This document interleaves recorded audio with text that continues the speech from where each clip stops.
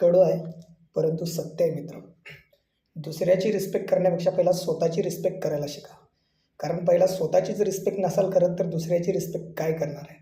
कारण ह्या जगात राहताना किंवा या जगात लोकांच्या बरोबर वावरताना पहिला स्वतःची रिस्पेक्ट करा आणि मग जगाची रिस्पेक्ट करा. कारण एखाद्यानं वाईट बोललं म्हणून त्याला वाईट बोलू नका. कारण की पहिला तुम्ही कोणाला वाईट बोललाय की नाही ह्याची पहिला चाचपणी करा. तुम्ही ज्या माणूसाचं कसं असते ॲक्शनला रिॲक्शन असते. त्यामुळे कोणाबरोबरही उगाचच्या उगाच वाद घालत बसू नका.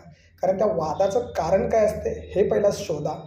आणि ह्याच्यासाठीच मी म्हणतो आहे की डोक्यामध्ये प्रत्येक व्यक्तीच्या मंथन चालू असते. मग ते विष प्यायचं काय अमृत प्यायचं हे ज्या त्या व्यक्तीने ठरवायचं असते.